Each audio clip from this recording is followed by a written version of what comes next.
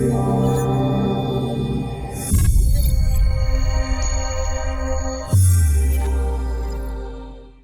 everybody, it's Andrew Ainsworth. Welcome to the video. Great to have you along. Sorry it's been a while since I posted a video. What's been happening? Been away on holiday a few times. Coming into my quietest time of year. So yeah, took advantage of going away on a few little trips. Yeah, and not really much to talk about in way of equipment this time of year. All the new products. It's, what's today? 21st of December, maybe 22nd? Nearly Christmas. A lot of new product going to be launched in January, so I'll get back into some of the club reviews when we start to get the new products coming through from sort of Cobra, Mizuno, new Ping G430 driver coming out to add to the range. Can't tell you much more about it than that. Can't mention any names till the embargo finishes, although it's already out there on the internet. But I'll get my wrist slapped by Ping if I mention too much. And there's also possibly some new irons coming out from Ping. Let's leave it at that. Anyway, purpose of today's video is to tell you a little different, really. Little video to explain how businesses like mine run over here in the UK. What's it like? How does a pro shop run? Maybe your pro shop or a club that you go and visit. You know, what's the ins and outs of it? People have messaged me and asked me over the years, how does it all work? Well, the two distinct different ways a business runs over here in the UK, if you're a PGA pro, you're either a self-employed and you run the whole business yourself, and if you're lucky, you might get paid a retainer these days, or what Americans may call a stipend, I think is the correct terminology, where you get paid a small fee, and it is small sometimes, to kind of run the shop. Then the rest is up to you. You buy all the stock, you employ the staff. The club may help you out a little bit with electricity or utility bills, but it's all down to you. So you kind of invest in stock and you try and sell the stock, and you teach and you repair clubs and you do everything you can to make a living. We'll come back to that a little bit more in a minute. What's becoming more commonplace, I find these days, although I don't work at a golf club anymore, I work for myself here, away from golf courses, is for the actual club to take the shop over, i.e. stock the shop and employ the pro and pay him a salary, and employ the assistant pros and any staff that are related to the business. The pro may have an arrangement where he keeps his own lessons. Every club's going to be different, the way that they negotiate it. But I'm seeing a lot of PGA colleagues who I've known and I read about, where the club are coming in and saying, right, we're not going to renew your contract as a self-employed contract. We want to take the pro shop over, because I think the golf clubs are a bit disillusioned here. They think that pro shops make absolute fortunes, and there are a few shops out there that do very well. Certainly at some of the big clubs, you know, the sort of the Open Championship courses, you know, let's go, I don't know, Turnberry or Royal Birkdale or Royal St George's. I've no idea what the pros situations are there, but shops like that will take a lot of money because they're taking a lot of money in green fees, they're selling a lot of merchandise, so they're a different kettle of fish, really.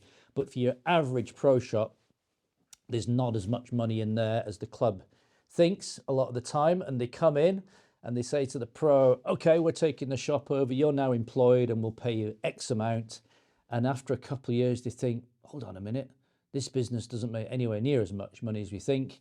And a lot of times it goes back to the pro or whatever. So it's quite an interesting scenario. So that's kind of generalizing how it works for PGA pros in this country. You're either self-employed or you're employed. And I say every club will have its own different way of how the shops run.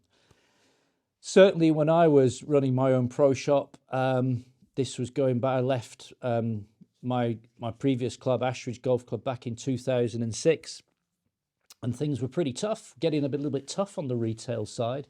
So it's at that time that I approached the club to see if they would like to help me build an indoor golf academy so that I could do more lessons indoors.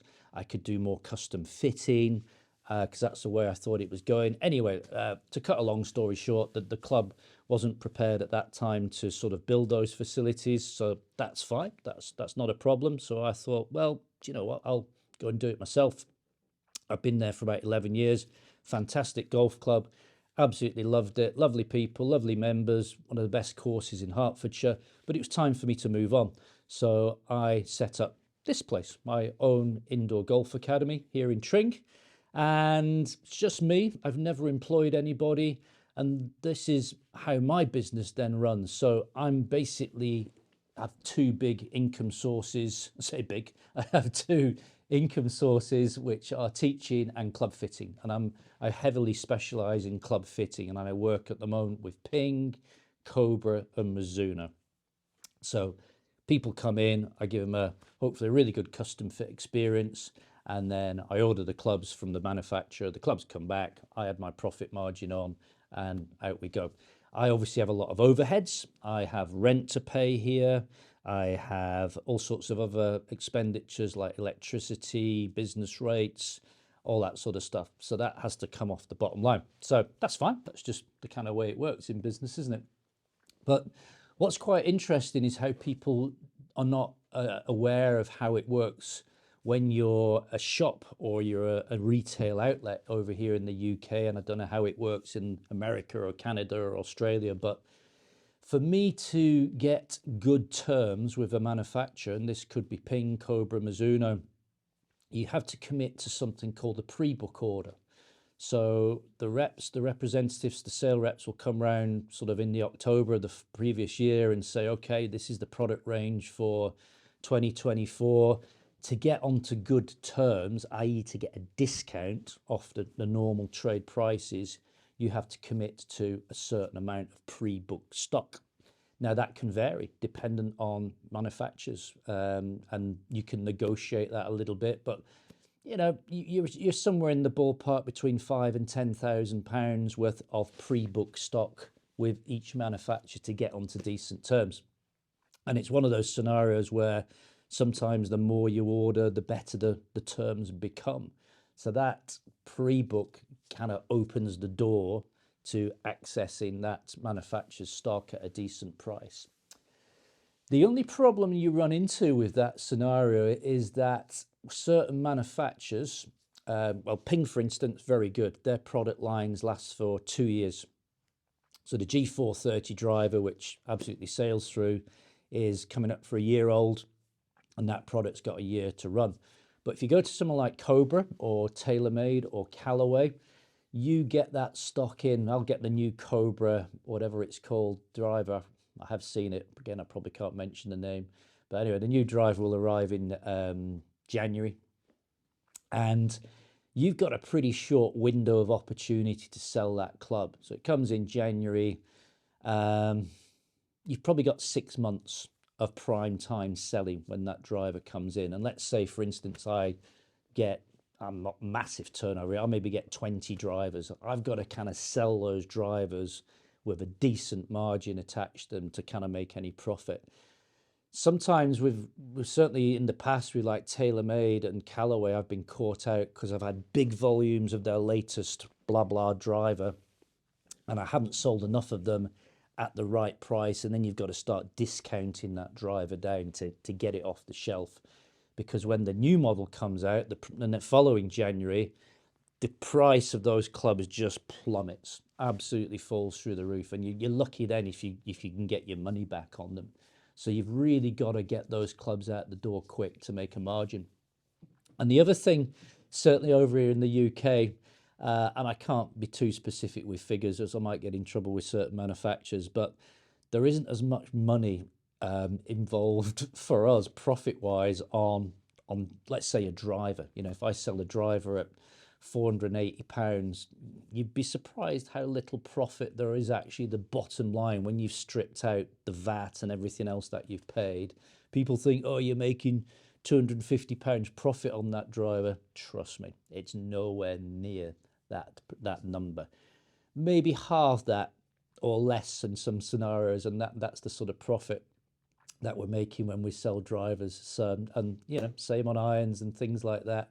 The margin is nowhere near as high as the customer may think, and that's not me playing the violin and moaning about it. It's just the way it is. The profit margin in golf clubs is not that high. So there we go. That's a little insight into how the golf business, my golf business, is run. I truly love what I do. Obviously, I do a lot of lessons. Lessons are where, you know, I kind of make my profit, because all I'm paying for there, obviously the facilities come at a cost, but you know, the only outlay for a golf lesson is my time. So, you know, I make more money, you know, more profit teaching than I do from selling clubs, but they both work side by side. Somebody comes in for a golf lesson and says, oh, I might try that latest driver. I may get a sale from there, or vice versa. Somebody comes in from a custom fit and then thinks, oh, I might give them a few little free tips, and they might come back for a lesson. So it kind of works, and you get all these different income streams. I do club repairs, I do regrips, I sell excess stock on online sites and things like that. So there's all different ways to make a living. So there we go. I hope you didn't find that too boring. I'm sure a lot of you have turned off by now because I ramble on, don't I? But this video is aimed more at people who are interested in the golf business and how it runs. And maybe I've told you a few things today which you weren't aware of. So yeah, post comments down below. If tell me what, you know, how your pro shop works, your experiences, you know, maybe over in the States and Canada and Australia, where a lot of my viewership's from. Interesting, you know, just to find out how other people do it, comparison to how we do it here in the UK. It's nearly Christmas, so I'll take this opportunity to wish you all a happy Christmas, New Year, prosperity and good health in the new year and all that sort of stuff. So thanks for watching the videos this year. I know I've been a bit hit and miss with my content creation, and I'll try and do a bit better next year.